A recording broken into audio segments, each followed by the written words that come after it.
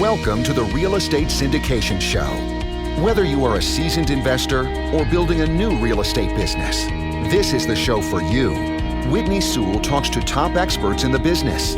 Our goal is to help you master real estate syndication. And now your host, Whitney Sewell. Bedford's Cost Segregation specializes in generating significant tax savings via their engineering-based studies for commercial real estate clients nationwide. Founded in 2002, Bedford is one of the largest independently owned cost segregation providers in the country, with over 14,000 studies completed to date in multiple offices throughout.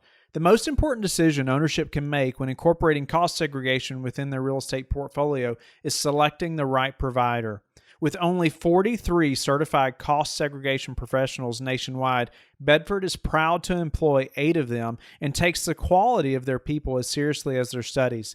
Every certified cost segregation professional has passed a rigorous test combining knowledge of technical engineering issues, legal tax issues, ethics standards, and requires a strict level of prior work experience to be eligible. Bottom line, not all cost segregation providers are created equal. So be sure to take the decision seriously from the beginning to protect yourself for years to come.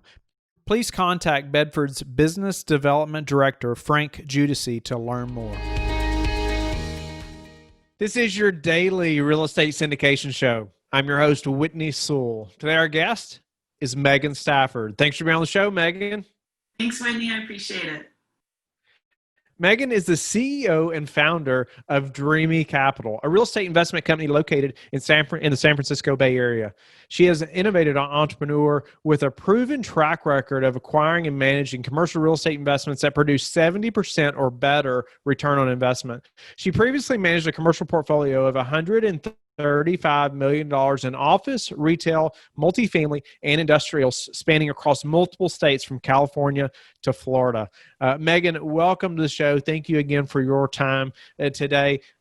Give us a little more about who you are, your background in real estate, and let's jump into your superpower and how you make all this happen. Yeah, great. Thank you so much. Thanks again for having me here. So my background is I bought my first duplex in 2013 and did that whole house hacking thing. I lived on one side and rented out the other side. I was also in a band at the time, so we had like our band room on one side. It was super fun, but also, when you put on your landlord hat, things really change. And it was tough, but I also really, really liked it. Like when I first got my first rent check, it was like a light bulb, like, oh man, what am I doing? Why am I not doing more of this?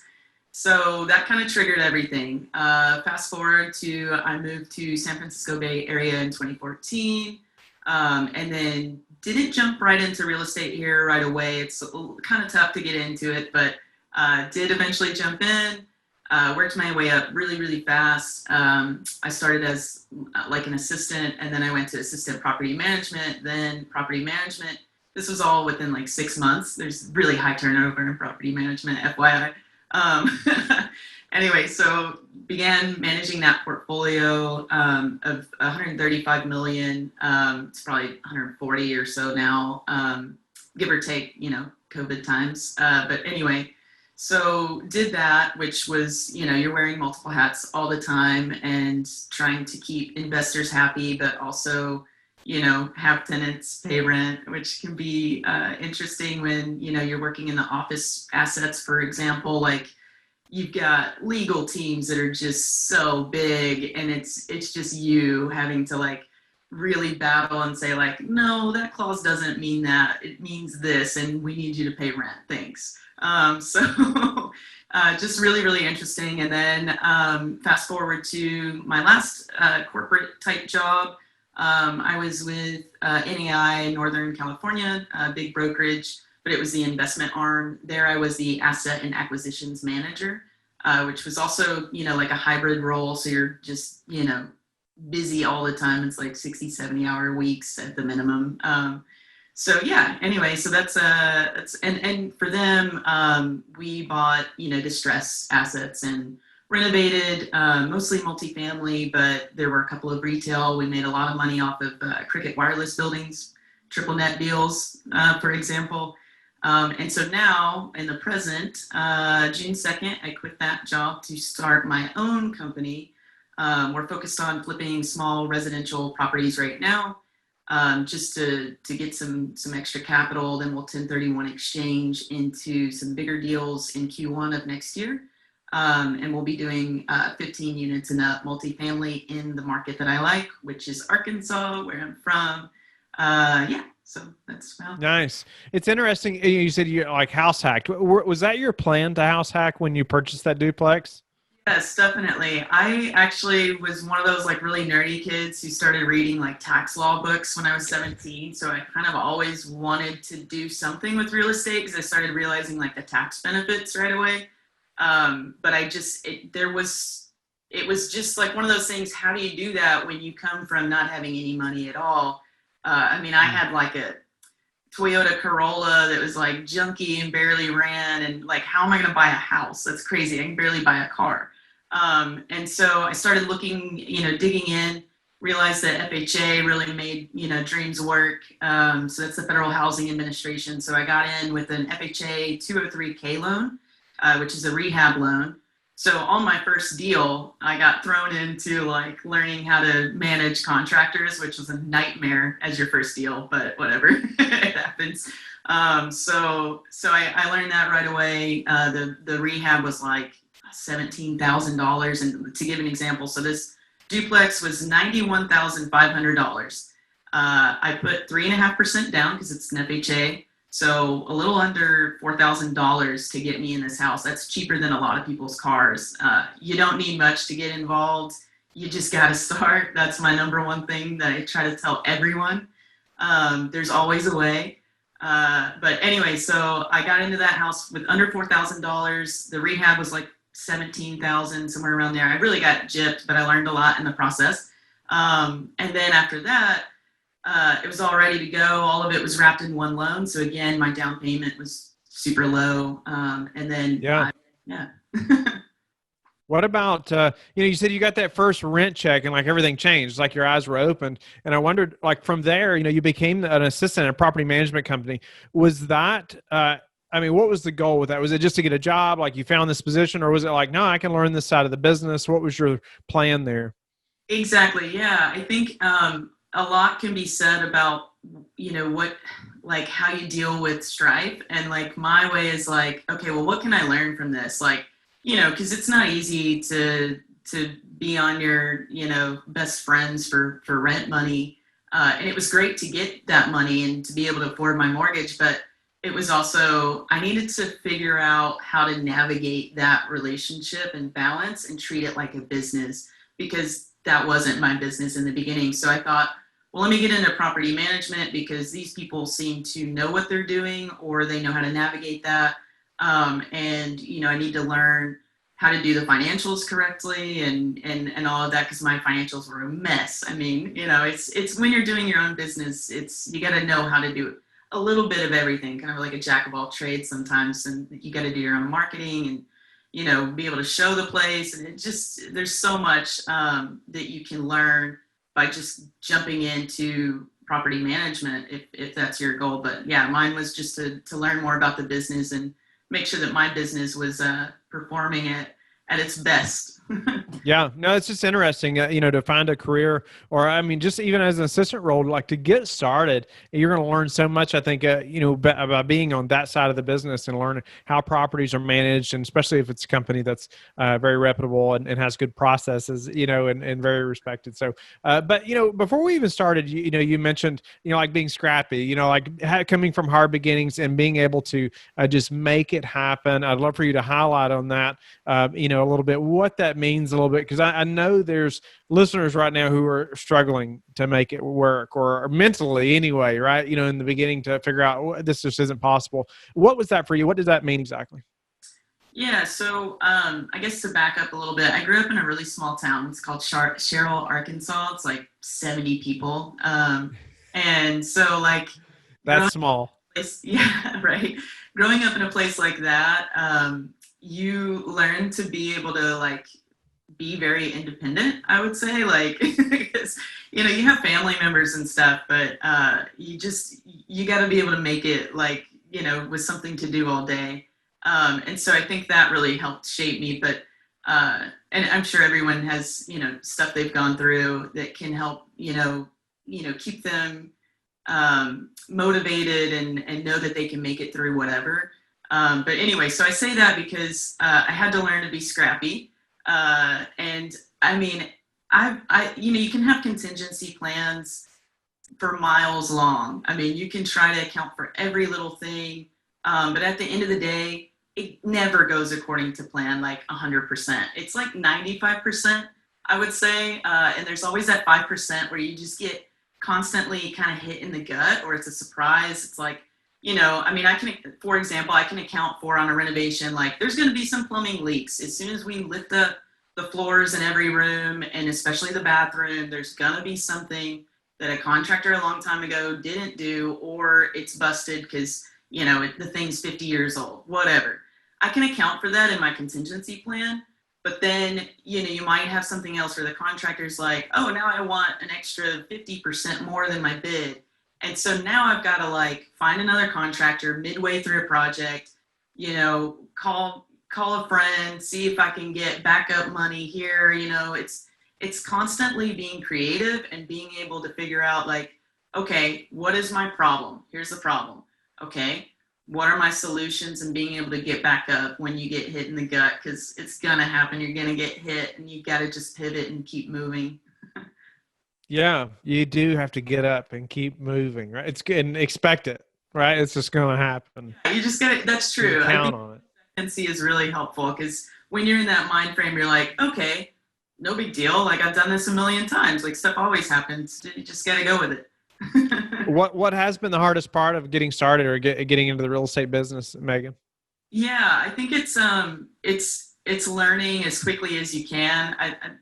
Brandon Turner on Bigger Pockets always says that phrase about like building your parachute on the way down, and that's so true. It's like, you jump out of a plane and you're not sure if you have a pack that'll open, but damn it, you're gonna try your best to open it. And so yeah, it's been able to it's being able to learn on the job, learn on the spot. And then if something doesn't work, if you fail, like no big deal. Like you learned a lot from your failures for sure. I mean, every failure I've had, I've just become so much better from it. How do you prepare for a potential downturn? So yeah, that's a good point. Basically, I have been hoarding cash. I've gotten all my HELOCs in place. So I've got a bunch of cash reserves based on like all my financing stuff. So whenever, interest rates are going down, I tried to get as much as I could right before I quit my job. Because once you have that W-2 gone, lending is like, you seem a little risky. So I made sure to get all of that lined up before I put in my notice. So I've got all of that in the back, just waiting in case something happens. There's also lots of different avenues with like SBA. There's, disaster loans that are actually not that difficult to get. And then, it's just being able to be prepared with a little bit of extra cash just in case. I'm, in the school of thought that like I want to be buying when there's a downturn and prepped in that way. So so hoard your cash. So, and maybe this goes right into the next question is like, what do you predict is going to happen over the next 6 to 12 months? Yeah, so I mean, obviously, no one really knows, but I definitely have been seeing foreclosures already, especially in Arkansas. That's where I invest primarily, in the Central Arkansas area, and I'm already seeing them pop up more than they used to. And so especially with by the end of this year, because they extended unemployment payments. Until the end of this year, that's going to run out. They can't do it forever. We can't just keep printing money forever. I mean, we can try, but it's just not going to work. So I predict by the beginning of next year, people will stop being able to pay those mortgages. They're going to, the foreclosure process takes a long time. So probably by mid to Q3 of next year, we'll see some sad things start to really impact our economy. And Yeah, it's sad, but it's also creates an opportunity for people that are trying to get into real estate because you didn't put them in that position, and it's terrible. But you can also, buy those properties on, websites like auction.com or whatever, and get started, and start doing investment properties. And of course, I really, really love the market that I'm in because I don't do A-class properties, the luxury stuff. I always go with B and C, because when times are hard, renters move to that B and C property. They're not going to, go from a B to an A all of a sudden. That's just not possible. So, yeah, I find it to be very, very risk. Well, my, I don't know what to say, but basically, I find it to be the best fit for me and my risk tolerance. No, that's awesome. Megan, I find that people who are successful in business have a high level of self-discipline. And it's interesting you talk about coming from, a scrappy beginning, as you call it, and just hard to get started, right? Or come from, not much or humble beginnings, but you have to have a high level of self-discipline. And, how did you gain that high level of self-discipline? It's a great question. I'm not super positive where it came from, but I will say one thing that really helps keep me focused. So I do this thing. It's Hal Elrod actually came up with it, but it's called SAVERS. It's this acronym, and I love it. I live by it. It's so amazing. So it's an acronym, SAVERS. S is for silence. So I do meditation in the morning, and this is a thing you do every day. You can do it in the morning, do it at night, whatever, and you can do it as long as you want or as little as you want. It's up to you. But so S is for silence. So I try to calm my mind and really get in that space of Zen, just, drown out everything else. And then A is for affirmations. I have a list of affirmations I make, every 6 months. And that's to keep me focused. And so I'll read through those twice. And then V is for visualization. So I have like a vision board, and it's got like pictures of me doing awesome things like running a half marathon, and it's got like my little bobblehead on top, like just stuff to kind of trigger your brain to be thinking about those goals that you've set at the beginning of the year or whenever you set them, whatever, just being able to visualize yourself getting those things, or going to that beach and feeling the grains of sand in your toes, like, just really, really driving it home with the sensations. And then E is for exercise. I exercise every day. I've done that for like 90 days straight. I've missed 5 days, I will say.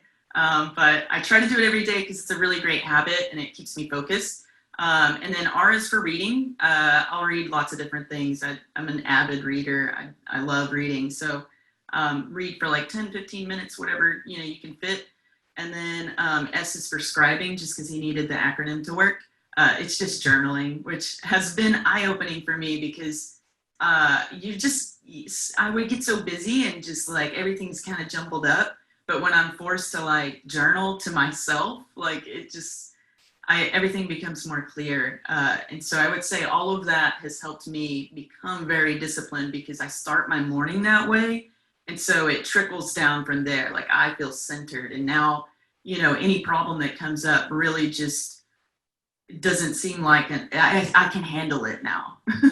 Yeah. I appreciate you sharing that. Morning routine is so important to me as well. Being up early, the Miracle Morning, Elrod's, I guess one of his first books, is something I read, I don't know, 3 or 4 years ago. And that really transformed a lot for me too. And I don't follow all those things like that, or as disciplined as you are. But it did help me at least to think about my morning routine and being purposeful with that time. And, it just changed a lot. It's allowed me to read tons of books and do lots of other things. But, Megan, now that you know what you know in real estate, you've got more experience now. What would you have done different on your first deal? On my first deal, I probably would have asked for more help. And what I mean by that is I didn't actually know like anyone in real estate.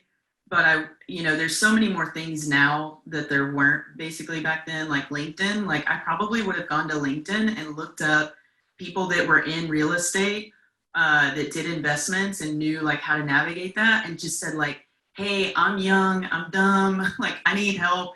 Can I just like send you this contractor bid, and can you tell me if they're like trying to screw me over, because I don't know. Like I would have tried to, it would have been more helpful to, have some sort of mentor, being able to like reach out to a local real estate group and say like, I really don't know what I'm doing. And I'm kind of introverted. So I try to do everything by reading books, and like, it really, really helps when you can have someone, human kind of walk you through that, or just like tell you it's okay that all this is happening.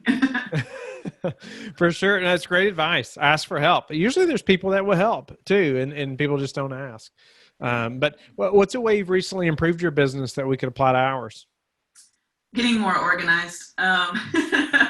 I'm creative, so there's a little bit of bliss and mess for me sometimes. But getting really, really organized with my marketing materials, making sure that when an investor asks me, or a new person comes to me and says like, how do I get started?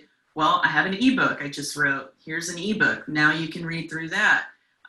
Here's my, one-page wholesaler deal, like just trying to really get organized and say like, okay, well, if I were on the other side of this transaction, what would I want from, a syndicate, or like, what would I want from someone that I'm investing with? Well, let's get, dialed in on all of those things that they would ask me, and make sure that it's very clear and precise, and there are pretty pictures and it makes sense.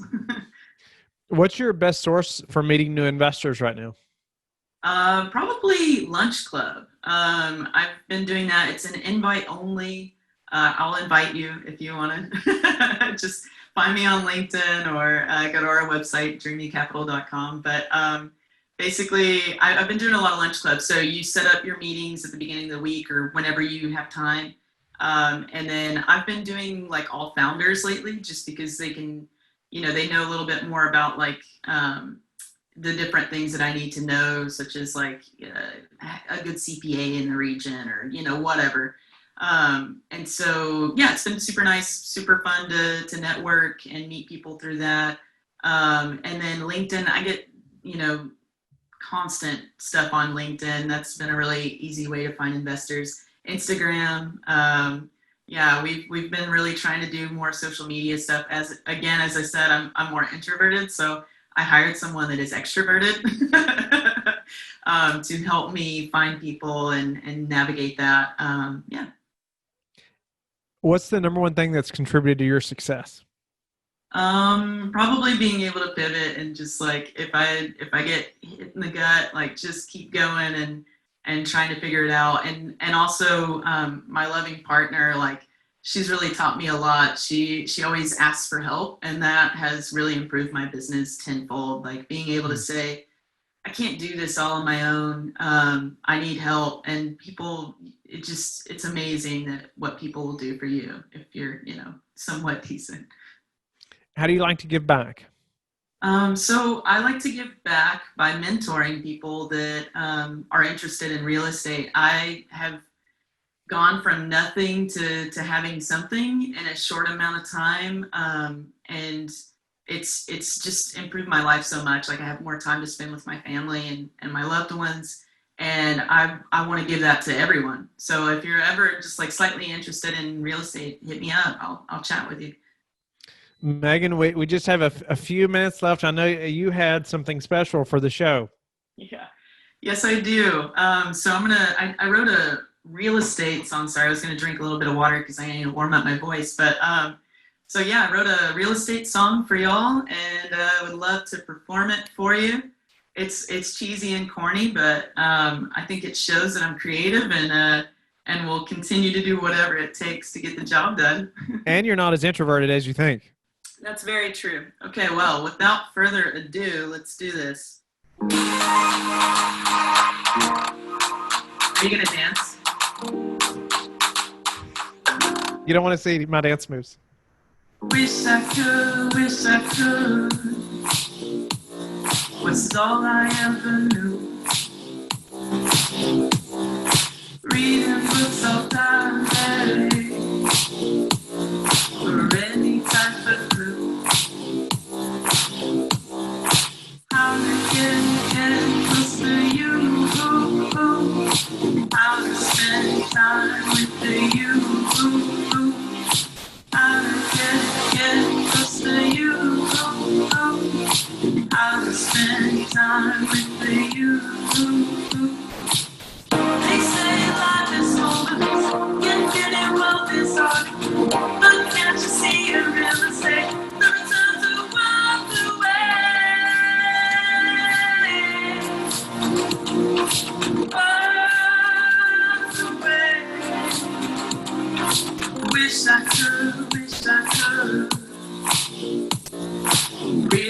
had to change.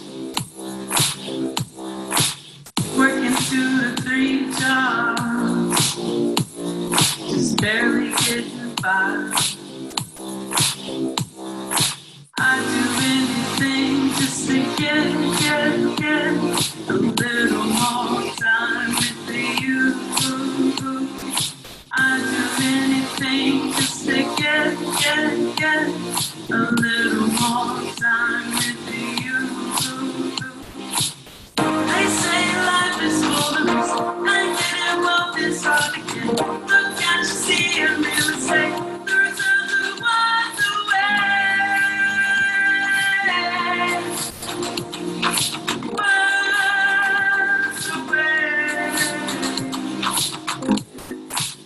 Well, anyway, the song is just about basically getting started, just, doing whatever you can to take that risk. Because for me, it's like the risk of not doing it is working 2 to 3 jobs my entire life and never having time for my loved ones or what I care about most.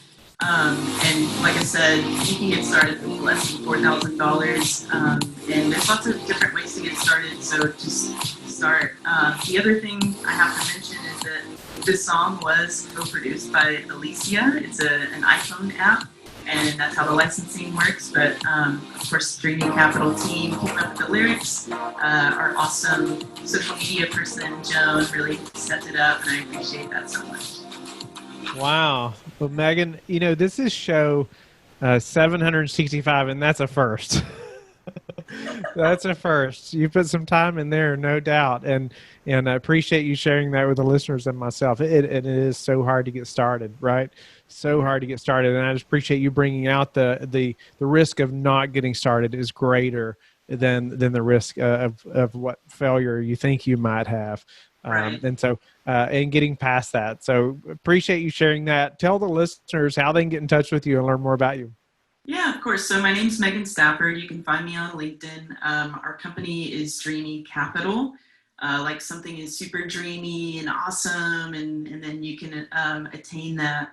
But anyway, dreamycapital.com. And then we also just did an ebook called How to Choose a Syndication That Doesn't Suck. I try to be super transparent, and I go through different organizational LP agreements and how to look out for certain things and wording and what that really means for you. So, yeah. Thank you for listening to the Real Estate Syndication Show, brought to you by LifeBridge Capital. LifeBridge Capital works with investors nationwide to invest in real estate, while also donating 50% of its profits to assist parents who are committing to adoption. LifeBridge Capital, making a difference, one investor and one child at a time. Connect online at www.lifebridgecapital.com for free material and videos to further your success.